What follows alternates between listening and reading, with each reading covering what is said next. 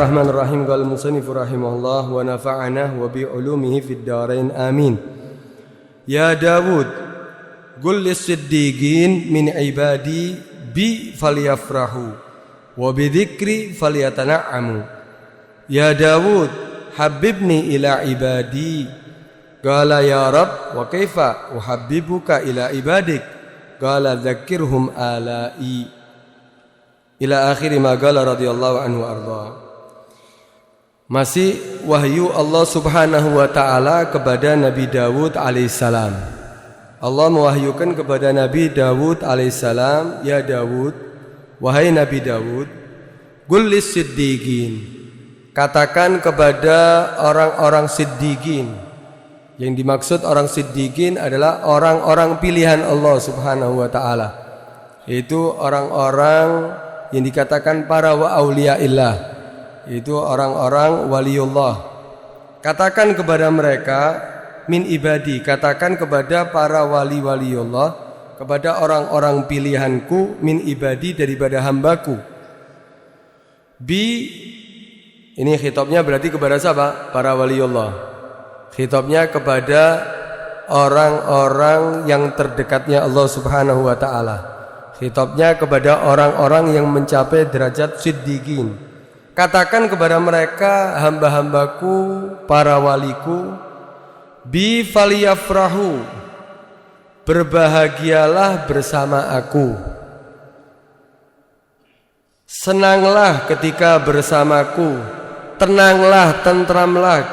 Jadilah kamu orang yang tenang, tentram, bi ketika bersama aku. Wa bidzikri, dan dengan mengingat aku, falyatana'amu, maka ambillah kenikmatan. Nikmatilah dengan kamu berzikir, ingat kepada aku. Ini khitabnya kepada waliullah. Wali itu, ini wali yang sesungguhnya ya. Wali yang sesungguhnya itu yaitu orang yang bahagia bukan karena keselamatan jasmaninya, tapi dia bahagia ketika dia rohaninya atau hatinya selamat. Di keselamatan jasmani tidak menjadi pikiran atau usaha daripada mereka, tapi yang penting rohaninya, hatinya selamat. Para waliullah itu menjadi sehat bukan karena sehat jasmaninya, tapi karena kesehatan daripada rohaninya, kesehatan daripada hatinya. Tidak ada penyakit-penyakit hati. Para waliullah itu intinya dia itu akan menjadi bahagia ketika dia bersama Tuhannya, ketika dia bermunajat kepada Tuhannya, ketika dia menyendiri dengan Tuhannya. Itu adalah para waliullah. Karena itu Allah Subhanahu wa taala mengatakan apa dalam Al-Qur'an? Qul bi fadlillah wa bi rahmatihi fabidzalika falyafrahu huwa khairun mimma yajma'un. Katakan wahai Muhammad, dengan kemurahan dari Allah dan dengan rahmat dari Allah Subhanahu wa taala, anugerah dari Allah dan rahmat dari Allah Subhanahu wa taala, maka dengan itu semuanya, ketika kamu mendapatkan anugerah dari Allah, ketika kamu mendapatkan rahmat dari Allah, dengan itu semuanya falyafrahu, maka menjadilah kamu orang-orang yang berbahagia, orang yang bergembira. Wa khairun mimma yajma'un. Itu semuanya karena itu semuanya apa? Lebih baik daripada yang dikumpulkan oleh manusia daripada urusan maslahat daripada duniawi. Dekat dengan Allah, selalu mendapatkan anugerah dari Allah, selalu mendapatkan rahmat dari Allah, maka dengan itu harusnya kita bergembira. Bukan yang dikumpulkan oleh manusia itu, bukan untuk maslahat duniawi, bukan urusan harta, bukan. Itu tidak menjamin kebahagiaan, itu tidak menjamin keselamatan, itu tidak menjamin daripada kebahagiaan kita dunia sampai akhirat. Tapi yang menjamin semuanya apa? Ketika kita mendapatkan anugerah dari Allah, ketika kita mendapatkan rahmat dari Allah Subhanahu wa taala, dengan itu semuanya falyafrahu, maka berbahagialah. Ini yang patut kita menjadi orang yang berbahagia, bukan karena urusan yang mereka kumpulkan daripada maslahat duniawi. Karena itu intinya ya, mereka akan menjadi bahagia ketika mereka mendapatkan anugerah, mereka menjadi orang yang diridhai oleh Allah Subhanahu wa taala. Coba kalau kita sekarang, kita mau pilih mana? Pilih sholat berjamaah atau seandainya ada orang yang memberi kepada kita uang, seandainya ada orang ngasih kita, ada orang ngasih kepada kita uang 10 juta seandainya. Dengan kita dihadapkan dengan sholat berjamaah, kira-kira kita pilih yang mana? Wah, kita pilih yang 10 juta. Jujur aja ya, kita akan pilih yang 10 juta, bukan sholat berjamaah. Alasannya apa? Ya, sholat kan nanti bisa jadi akhir kan tidak apa-apa, cari sholat berjamaah yang lainnya. Kita banyak alasan-alasan nantinya di situ. Kalau perlu nggak sholat 10 juta, kalau perlu ya kita nggak sholat. Kalau dihadapkan dengan apa? Ya nunggu antri dapat 10 juta tapi bisa meninggalkan sholat. Kalau kita keluar sholat bisa kehilangan 10 juta. Insya Allah yang kita tinggalkan sholatnya bukan 10 jutanya, itu kan kita. Itu adalah apa kita. Tapi kalau para wali Allah nggak begitu. Mereka yang lebih mereka pentingkan apa? Cari ridho Allah. Itu semuanya nggak dihiraukan sama mereka. Mereka orang-orang yang sudah mengetahui hakikat daripada apa? Dunia. Mereka lebih berbahagia ketika apa? Ketika bersama Tuhannya. Karena itu apa? Gulis siddiqin. Katakan kepada orang-orang yang para waliku, orang-orang pilihanku daripada hambaku, dengan aku berbahagialah, bersamaku berbahagialah. Artinya apa? Mereka akan menjadi orang yang bahagia ketika selalu bersama Allah, ketika bersama Tuhannya. Karena itu para wali Allah itu pokok intinya bagaimana dia mendapatkan apa? Mendapatkan ridho dari Allah Subhanahu wa ta'ala. Mereka itu para wali itu menikmati ketika berzikir kepada Allah Subhanahu wa ta'ala. Kalau sudah berzikir nggak mau ditukar dengan yang lainnya, nggak mau ditukar dengan harta, walaupun dengan mereka dikasih emas, dikasih apapun. Banyak kan cerita-cerita sudah kita pernah ceritakan. Ada ya mungkin hartanya ketika tenggelam, ketika dikirimkan ternyata barang yang dikirimkan tidak sampai dikirim. Yang tenggelam itu ternyata barangnya belum dikirim, ditunda. Berarti barangnya semuanya selamat. Barang kiriman yang besar ternyata selamat. Akhirnya dapat kabar anaknya, saking gembiranya anaknya, dipikir abahnya bakal senang. Dikasih tahu waktu antara maghrib dan isya, waktu orang tuanya dalam keadaan berzikir kepada Allah, dalam keadaan beribadah kepada Allah. Apa yang dia lakukan? Orang tuanya ketika mendengarkan kabar itu, akhirnya anaknya dianggap belum lulus daripada ya dimondokkan lagi. Kemudian hartanya semuanya itu disedekahkan. Karena menghalangi daripada berzikir kepada Allah. Ada di antara mereka yang ketika melihat ketika sholat, dia sholat di perkebunannya. Perkebunannya ya bagus hasil buahnya. Ini buahnya masih kecil. Ternyata di situ ada binatang yang memakani daripada burung, memakani daripada itu buah hasil buahnya yang masih kecil. Dia sholat sambil ngelihat, wah ini masih kecil dimakan. Mikir dia seperti itu. Setelah itu dia sadar, astagfirullah, kok sholat aku malah mikir daripada dunia. Setelah sholat semuanya hasil tahun itu disedekahkan untuk di jalan Allah Subhanahu wa ta'ala. Mereka adalah orang-orang yang lebih mementingkan bagaimana dia bisa dekat dengan Allah Subhanahu wa ta'ala. Bagaimana mereka bisa mendapatkan ridho dari Allah Subhanahu wa ta'ala. Karena itu mereka tidak peduli dengan urusan urusan dunia, emas, perak, berlian, duit. Mereka tidak mereka hiraukan. Mereka tidak peduli dengan itu semuanya. Nah, kalau kita kan enggak. Ya, kita kalau perlu tengah-tengah baca Al-Quran, anak kita datang, ada tamu bawa uang, mau bayar utang. Insya Allah Al-Qurannya tutup, hatam sudah. Ya, kadang-kadang ada orang mau nyumbang ngasih 100 juta, wah tutup Al-Qurannya. Ya hatam, seakan-akan sudah hatam. Itu kan kita lebih mementingkan apa? Urusan dunianya daripada apa? Urusan akhiratnya. Kadang-kadang diantara kita baca surat Waqiah atau surat Yasin dengan niat ya Allah mudah-mudahan dimudahkan rezeki ya Allah. Tengah-tengah baca surat Yasin ya datang ada orang ngasih sedekah, tutup Yasinnya tidak diteruskan sudah. Kadang-kadang kita apa? Sudah lupa zikirnya, lebih ingat daripada apa? Dunianya, itu kan kita. Tapi kalau para wali Allah, mereka lebih senang, ya mereka lebih senang dekat dengan Allah Subhanahu wa ta'ala. Karena itu ya kita harus bisa menjadi seperti mereka ya. Kita harus bisa menjadi seperti mereka. Kita semakin senang ketika bersama Tuhan kita Allah Subhanahu wa ta'ala. Para wali Allah itu, orang-orang siddiqin ini, para awliya Allah ini, mereka itu enggak pernah ya menoleh urusan dunia itu enggak pernah mereka. Mereka enggak perhatian. Ya mereka itu tidak perhatian dengan urusan dunia. Ya, kalau kita kan urusan dunia lebih kita pentingkan daripada.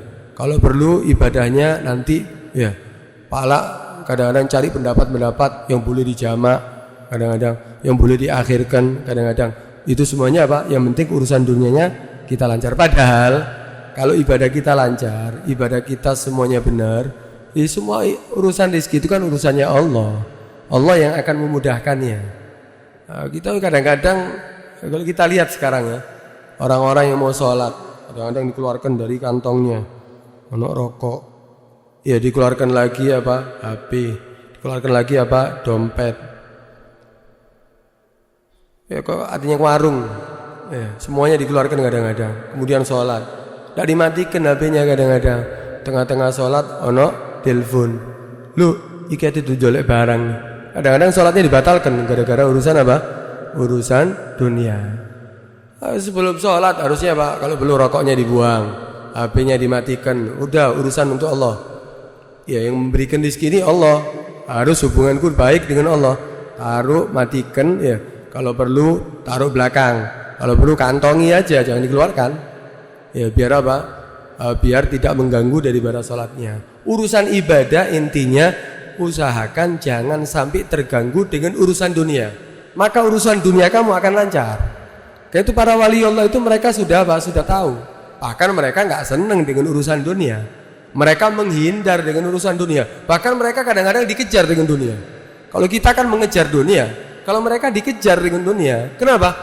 Ya karena urusan dia dengan Allah Subhanahu wa ta'ala bagus, baik, semuanya urusannya jadikan lancar, semuanya dimudahkan oleh Allah Subhanahu wa ta'ala. Karena itu ya kita harus lebih mementingkan dekat dengan Allah Subhanahu wa ta'ala. Kemudian di situ dikatakan wa bidzikri falyatana'amu, dan dengan mengingat aku, dengan berzikir kepada aku, falyatana'amu, maka nikmatilah. Artinya apa? Nikmatilah ketika kamu berzikir dengan aku, ketika kamu mengingat aku, nikmati. Jangan malah kita sebaliknya tidak menikmati dengan dengan berzikir kepada Allah Subhanahu wa ta'ala. Nikmati kalau berzikir kepada Allah Subhanahu wa ta'ala. Kenapa? Karena dikatakan tidak ada kenikmatan yang lebih nikmat daripada berzikir kepada Allah Subhanahu wa ta'ala. Itu yang sebenarnya. Tidak ada kenikmatan yang lebih nikmat daripada berzikir kepada Allah Subhanahu wa ta'ala. Itu yang sebenarnya. Bagi orang yang merasakan kenikmatan tersebut, bagi orang yang waras. Kenapa? Ya, gambarannya gini. Kalau seandainya ada orang sakit atau ada orang yang sehat dia, kemudian waktunya panas, dikasih air es, dikasih sirup, dia minum itu air es, dia minum itu sirup, akan menjadi segar, akan menjadi nikmat. Kenapa?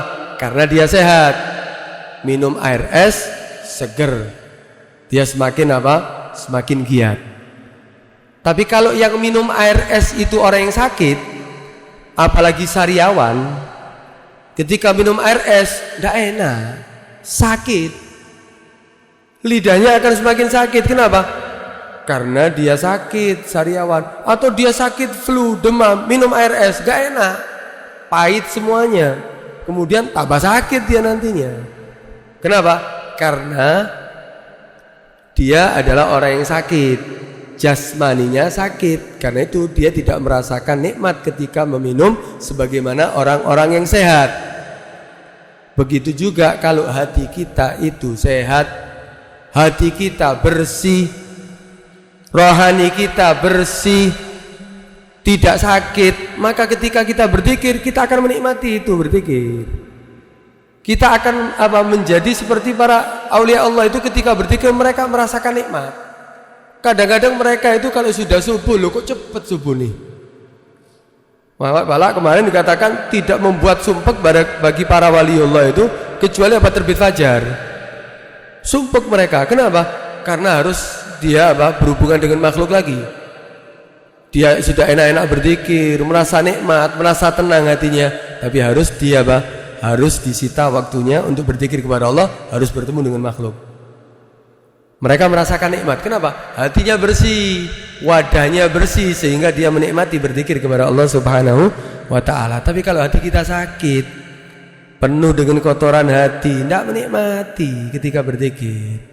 Kadang-kadang dibacakan zikir baru tahlilan, ya afdalu dzikri fa'laman nahula. Angto si durung la ilaha illallah si illa ya. Kadang-kadang wis kanto. Wah turu nikmat. Klontang. Jajane metu, sotone metu, rawone metu. Wah, semangat. Semangat itu kita. Kenapa? Kok tidak bisa kita menikmati daripada zikir? Kok kita lebih menikmati daripada apa? Ternyata makanan yang lebih nikmat daripada kita. Ya karena hati kita. Karena hati kita adalah hatinya sakit. Kalau hatinya sehat, ya seperti para aulia Allah, mereka merasakan nikmat. Kadang-kadang lupa makan mereka. Mereka lupa makan, lupa tidur. Bahkan diceritakan para aulia Allah itu sampai mereka itu kalau sudah malam hari sholat isya, ya sholat subuh dengan wudhu isya. Sholat subuh dengan wudhu isya, berarti mereka tidak tidur. Mereka ibadah, itu 40 tahun kadang-kadang dilakukan seperti itu. Tapi bukan berarti mereka setelah itu paginya tidur, tidak bekerja, kemudian melupakan daripada nafkah kepada keluarganya. Tidak, seperti biasa. Mereka malah semangat. Kenapa? Podo ambek kita ketika kita makan makanan yang nikmat, lezat, kita semakin semangat. Kalau mereka ketika diajak berzikir, semangat. Bahkan sholat ya subuh dengan wudhu isya. Ya, sebagian orang-orang mengatakan sholat subuh biwudhu isya. Iya, sama ya. Sholat subuh biwudhu isya, tapi dia sholat isyanya akhir waktu. Turun isi, ya, terus di akhir waktu baru ya sholat isya, mari cedek subuh, sholat subuh turun maneng. Itu kalau kita. Kalau mereka enggak, sholat awal waktu, sholat isyanya, kemudian tidak tidur sampai subuh, tidak perlu wudhu lagi, tidak batal ibadah kepada Allah Subhanahu wa ta'ala. Kenapa? Karena mereka menikmati daripada berzikir kepada Allah Subhanahu wa ta'ala. Kenapa? Karena rohaninya mereka, ya hati mereka adalah hati yang bersih. Ya kalau kita kan enggak, ya hati kita kotor, masih perlu dibersihkan. Ya terbukti terbukti kalau kita diajak berzikir kita nggak merasa enak, tapi kalau ketika sotonya keluar kita merasa enak. Iya kan? Ketika kita mendengarkan musik kita merasa nikmat, tapi ketika mendengarkan Al-Quran atau diajak baca Al-Quran kita merasa bosan, kita merasa jenuh, kita merasa ngantuk. Berarti itu pertanda bahwa hati kita masih kotor. Karena itu para aulia Allah ini dikatakan faliyatana amu bidzikri, mereka akan menikmati dengan berzikir kepada aku Allah Subhanahu wa ta'ala. Sebagaimana Nabi SAW. Nabi mengatakan waju'ilat qurratu aini fis shalah, dijadikan penghening mataku itu ketika aku sholat. Nabi itu kalau sudah sholat, waduh semangat, lemes. Kadang-kadang Nabi itu rodok saatnya sumpah gitu ya. Langsung arihni ya Bilal, arihni ya Bilal. Hibur aku wahai Bilal, hibur aku wahai Bilal. Apa? Nyanyi Bilal. Joget Bilal. Enggak. Ternyata apa? Bilal adzan. Masuk waktu sholat adzan. Arihni ya Bilal. Ayo hibur aku ya Bilal. Sholat Nabi, terhibur Nabi ketika sholat. Kenapa? Karena dia berhubungan dengan Tuhannya Allah Subhanahu wa ta'ala. Nabi menjadi apa? Lebih semangat, hatinya lebih tentram ya, lebih tentram. Kenapa? Karena dia dekat dengan Tuhannya. Dia menikmati ketika berzikir dengan Tuhannya. Karena itu, ya mudah-mudahan kita bisa merasakan daripada semua yang mereka rasakan. Kita bisa menikmati daripada yang mereka nikmati. Kita menikmati ketika ibadah kepada Allah. Ketika sholat kita bisa khusyuk, lebih nikmat. Kita ketika diajak berzikir kita lebih nikmat. Baca Al-Quran lebih nikmat. Sebagaimana para aulia Allah, para siddiqin merasakan kenikmatan karena apa? Berzikir kepada Allah Subhanahu wa ta'ala. Kemudian di situ dikatakan, ya Dawud, wahai Dawud, habibni ila ibadi, cintakan aku kepada hambaku. Buatlah apa mereka orang-orang hambaku ini cinta kepada aku. Allah mengatakan kepada Nabi Dawud, hamba-hambaku itu jadikan mereka cinta kepada aku wahai Dawud. Qala ya Rabb, maka Nabi Dawud tanya, ya Rabb, wa kaifa uhabbibuka ila ibadik? Bagaimana aku bisa mencintakan kamu terhadap hambamu? Aku menjadikan hamba-hambamu ini cinta kepada kamu, ini bagaimana caranya ya Allah? Maka Allah SWT mengajarkan kepada Nabi Dawud, qala dzakirhum alai. Hei Dawud, caranya supaya mereka cinta kepada aku, ingatkan mereka daripada alai, daripada nikmat-nikmatku. Buat mereka ingat daripada nikmat yang telah aku berikan kepada mereka, maka mereka akan mencintai aku. Nah, karena itu apa? Apa yang kita lihat, apa yang kita rasakan, apa yang kita dapatkan yang bukan dari Allah Subhanahu wa ta'ala, semuanya dari Allah Subhanahu wa ta'ala. Ini hamba-hamba Allah ini ketika disebutkan nikmat-nikmat Allah akan semakin cinta kepada Allah. Kita nggak pernah mengingat, kita nggak pernah menyebutkan, kita tidak pernah memberitahu kepada orang lain nikmat-nikmat Allah, sehingga apa? Mereka lebih mencintai orang lain. Tidak mencintai Allah tapi mencintai malah orang-orang yang dimusuhi oleh Allah Subhanahu wa ta'ala. Kenapa? Karena mereka tidak pernah diingatkan dengan apa? Nikmat-nikmat Allah yang telah diberikan kepada mereka. Wa ma bikum min ni'matin faminallah. Apapun yang kamu dapatkan semuanya, wa ma bikum min ni'matin, daripada segala nikmat, faminallah, itu murni dari Allah. Apa yang bukan dari Allah Subhanahu wa ta'ala? Semuanya. Semuanya, mulai kita dari ujung kepala sampai ujung kaki, semuanya nikmat dari Allah. Apa yang kita lihat yang di sekitar kita, semuanya kenikmatan dari Allah. Bahkan kita diadakan di dunia, itu adalah nikmat dari Allah Subhanahu wa ta'ala. Ini kadang-kadang kita lupa, sehingga kita melupakan Allah, lebih ingat dengan yang lainnya. Coba kalau kita seandainya diajak berpikir ya, Allah kasih nikmat mata ini, nikmat mata ini nikmat yang besar nih, nikmat yang sangat besar. Allah berikan nikmat mata. Coba seandainya ada orang dilahirkan dalam keadaan buta, apa yang dia lakukan? Dia nggak tahu, bahkan dirinya sendiri nggak tahu. Dia nggak tahu bentuk, nggak tahu apapun sudah. Nggak akan tahu, nggak akan bisa mengenal apapun dan mengetahui apapun. Kenapa? Allah tidak memberikan kenikmatan kepada dia apa? Mata. Karena itu kata ulama mengatakan, kalau kamu ingin tahu nikmatnya mata, pejamkan mata kamu 1 jam aja, lakukan aktivitas. 1 jam kamu pejamkan mata, lakukan aktivitas. Kamu bergerak kamar mandi, kamu bergerak ke ruang rumah, keluar rumah, bekerja. Apa yang kamu dapatkan? Kamu akan kesulitan, kamu akan butuh bantuan orang, kamu mungkin akan terluka, mungkin kamu akan terjatuh. Ini dengan nikmatnya mata ini. Dengan mata yang kecil ini kamu bisa melihat gunung yang besar. Dengan mata yang kecil ini kamu bisa melihat bahkan binatang yang kecil sekalipun. Ini kenikmatan mata. Kamu bisa membedakan setiap orang Ini kita bedakan orang ini tahu dari mata. Kita bisa melihat berbagai bentuk bangunan dari mata. Kita bisa melihat berbagai dari para tanaman dengan mata.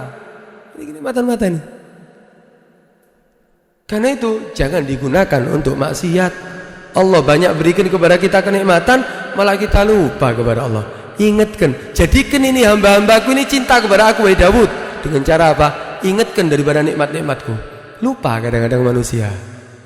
Lupa. Karena itu jangan digunakan untuk maksiat matanya. Mata dikasih mata oleh Allah kenikmatan yang hebat, ternyata digunakan untuk maksiat. Digunakan untuk melihat hal-hal yang tidak diridhai oleh Allah Subhanahu wa ta'ala. Maka itu akan apa? Menjadikan ya Allah akan apa? Mencabut daripada kenikmatan tersebut. Karena itu ya, nikmat Allah sangatlah besar, nikmat Allah sangatlah banyak. Jadikan mereka ingat dengan nikmat Allah sehingga mereka akan cinta kepada aku, kata Allah Subhanahu wa ta'ala. Kalau ya, manusia ini kalau dilihat makhluk yang paling terbaik, ciptaan Allah yang paling sempurna. Itu Allah mengatakan apa? Laqad khalaqnal insana fi ahsani taqwim. Telah kami ciptakan manusia ini fi ahsani taqwim, di dalam bentuk yang terbaik. Bentuk terbaik mulai rambut sampai kaki, lebih baik daripada makhluk yang lainnya. Bentuk yang terbaik. Kita contohkan nikmat yang ada di mulut aja dulu. Ini pertama bibir, ini depan. Ini Allah jadikan bibir ini lunak, tanpa ada tulangnya. Ada tulangnya. Dengan bibir ini kita bisa berbicara fasih dengan bibir ini. Ini bibir ini kita bisa gerak-gerakkan. Kalau kita ingin mengeluarkan huruf A, kita cukup buka A dengan bibir. Kita mau mengeluarkan huruf U, kita bulatkan U, O. Kalau kita lebarkan sedikit akan bisa mengeluarkan apa? I. Ini dengan bibir ini. Jadi keluar dari mulut kita bisa rubah huruf-huruf juga dengan apa? Bibir. Allah jadikan bibir kita lunak. Dan subhanallah, bibir yang atas biasanya lebih besar daripada bibir yang bawah. Bibir yang atas bisa lebih kecil lebih besar daripada yang di bawah. Itu semuanya ada apa? Ada hikmahnya, Allah ciptakan semuanya. Kemudian masuk dari bibir ada apa? Gigi. Coba kita lihat gigi, macam-macam. Allah ciptakan gigi sesuai dengan kebutuhan. Kadang-kadang kita tidak berpikir itu sebenarnya. Kita ini kadang-kadang makan sesuatu yang besar, butuh alat untuk memotong. Kalau kita memotong alat dengan pisau, Allah berikan di dalam gigi kita ini ada gigi bawah, ada gigi atas, gigi seri. Yang mana lancip di bawahnya, ya, seperti pisau. Ketika kita butuh memotong sesuatu, kerupuk, kerak, masa mau masuk semuanya kerupuk? Kita butuh makan roti, kita potong, masa mau dimasukkan semuanya? Kita butuh memotongnya. Allah ciptakan apa? Gigi seri. Subhanallah. Nih, ciptakan gigi seri. Bisa memotong. Tugasnya untuk apa? Memotong. Tapi kalau kita makan daging, nggak bisa. Kalau kita makan daging, kalau dengan gigi depan lepas nanti. Butuh sesuatu yang tajam. Allah ciptakan apa? Gigi taring, atas bawah, kanan dan kiri ada. Untuk merobek. Bentuknya seperti linggis, lancip bawah kuat. Tujuannya apa? Untuk merobek daging, untuk merobek sesuatu yang harus memang dengan apa? Dengan gigi taring dari itu. Allah ciptakan di situ ada gigi taring. Kemudian kalau kita makan jagung, makan kacang, gigi depan, ya biasanya ngomong sih, nah gigi ya gerahame soro, aiso. Dimut iku muter-muter tok wis ya. Biasanya. Allah ciptakan apa? Ada gigi geraham, jagung, kacang. Ini perlu apa? Alat untuk menumbuk. Bentuknya seperti apa? Kepala nih, tangan nih. Atas dan bawah. Semuanya ini, kanan dan kiri ini. Itu tugasnya untuk apa? Untuk menumbuk seperti makanan, seperti kacang, jagung. Mana gigi? dari mulut ini. Subhanallah, persis tugasnya semuanya daripada gigi sudah apa? Sudah disediakan oleh Allah Subhanahu wa taala dari berbagai macam apapun makanan yang masuk ke mulut kita. Kemudian tidak di situ. Allah ciptakan apa? Lidah. Tugasnya lidah apa? Mengirimkan secara otomatis. Kita makan apapun langsung dikirimkan ke gigi kita itu. Oh, ini boto gigi Graham, langsung makan lidah langsung mengirim. Pernah kita pencet, lidah, ya, ke kanan ya, atau ke kiri gigi Graham? Enggak, otomatis. Kita makan apapun langsung lidah yang mengarahkan. Oh, ini perlu robek, langsung. Oh, ini perlu ada gigi Graham. Subhanallah. Kemudian lidah ini Allah ciptakan di dalam lidah ini saraf yang bisa merasakan apapun. Rasa manis, rasa pahit, rasa kecut. Kemudian rasa manis bukan satu. Kita merasakan manisnya pepaya, manisnya mangga, manisnya duren, manisnya apa? Permen, manisnya semuanya bisa kita ketahui.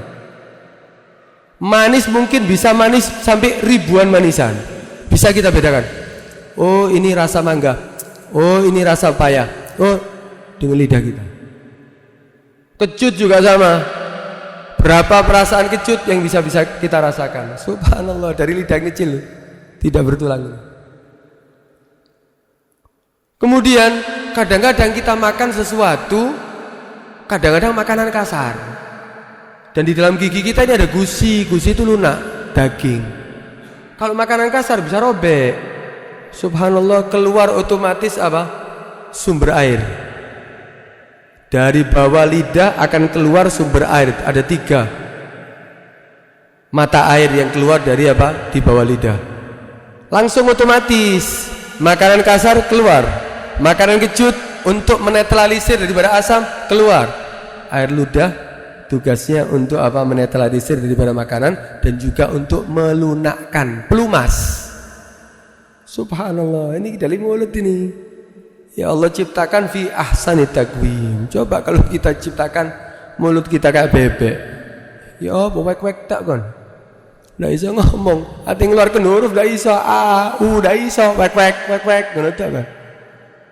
Subhanallah fi ahsani taqwim. Ini ndak pernah disyukuri. Ini masih kenikmatan dari apa? Yang dohir ini. Belum yang lainnya, belum rambut, belum telinga, belum daripada hidung, belum kenikmatan tangan, kaki, belum kenikmatan daripada apa? Yang di dalam tubuh, jantung, ginjal, paru. Ini kenikmatan semuanya dari Allah. Ini yang ada dalam tubuh kita. Wa fi anfusikum afala tatafakkarun. Di dalam diri kamu tidak berpikir. Itu semuanya pemberian Allah, dikasih apa? Cuma-cuma oleh Allah Subhanahu wa taala, kenikmatan semuanya ternyata digunakan untuk melakukan sesuatu yang mendatangkan murka Allah, digunakan untuk maksiat. Apa Allah nak murka? Apa Allah nak marah? Coba kalau kita seandainya dikasih kenikmatan satu orang, ya saya ngasih Anda semuanya, seandainya semua yang hadir pengajian, setiap hadir pengajian tak kasih 1 juta semuanya, insya Allah full. Semuanya akan hadir setiap minggunya tak kasih 1 juta. Insya Allah yang keluar dari lisan kamu semuanya, wah Masya Allah Ustaz Ahmad, Masya Allah Karim, dermawan. Wah ndak ada. Wah pujian tak wis.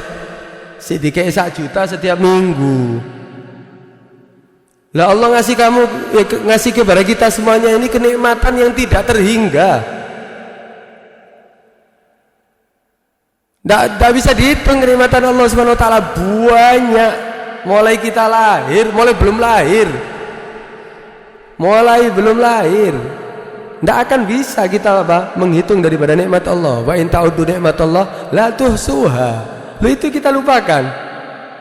Kita kasih 1 juta aja, waduh kita puji-puji itu orang setiap harinya, setiap saatnya. Jangan sampai Anda ganggu dia. Loh ini Allah ngasih kenikmatan dilupakan, disuruh ibadah, sholat 5 waktu, puasa Ramadan, zakat, tinggalkan maksiat, nggak mau. Malah apa? Mengecewakan daripada yang ngasih nikmat. Kira-kira pantas gak orang ini diadab? Pantas diadab oleh Allah Subhanahu wa taala. Allah tidak zalim, pantas ini orang diadab. Kenapa? Lu kurang ajar berarti. Dikasih kenikmatan ternyata apa? Bukan menjadi orang yang dekat dengan Allah, tapi ternyata Iya, dia tidak pernah menyebut Allah, dia tidak pernah mengingat Allah, malah jauh daripada Allah. Malah dia apa? Sebaliknya, dia durhaka kepada Allah Subhanahu wa taala. Karena itu, ya, kalau ingin menjadikan hamba-hamba Allah ini cinta kepada Allah, ingatkan daripada apa? Ingatkan daripada nikmat-nikmatnya. Maka dia akan sadar, maka dia akan merasa memang benar. Ya, kita harus lebih dekat dengan Allah. Pantas kita beribadah. Bukan kita beribadah itu karena memang perintah Allah, tapi memang pantas untuk beribadah. Loh, Allah yang ngasih semuanya kok. Allah cuma menugaskan kepada kita, memerintahkan kepada kita untuk ibadah. Mosok nggak mau? Mosok kita melanggar perintah Allah? Karena itu, ya ayo. Ya, ini nasihat ini bukan hanya kepada Nabi Daud, ya. Wahyu ini bukan hanya kepada Nabi Daud, kepada umatnya Nabi Muhammad juga. Iya, bahwa apa? Kalau ingin membuat apa? Kita cinta kepada Allah, kita sendiri cinta kepada Allah, ingat daripada kenikmatan Allah yang telah diberikan oleh Allah kepada kita. Maka kamu akan cinta kepada Allah. Kalau ingin menjadikan hamba-hamba Allah ini cinta kepada Allah, ingatkan mereka dengan apa? Kenikmatan Allah yang telah mereka dapatkan dari Allah Subhanahu wa taala. Maka mereka akan cinta kepada Allah Subhanahu wa taala. Mudah-mudahan ya kita bisa menjadi hamba-hamba Allah yang selalu ingat kepada Allah, yang selalu ingin dekat dengan Allah Subhanahu wa taala, dan mudah-mudahan kita bisa merasakan kenikmatan ketika kita berzikir, ketika kita dekat dengan Allah Subhanahu wa taala. Amin ya rabbal alamin. Al-Fatihah.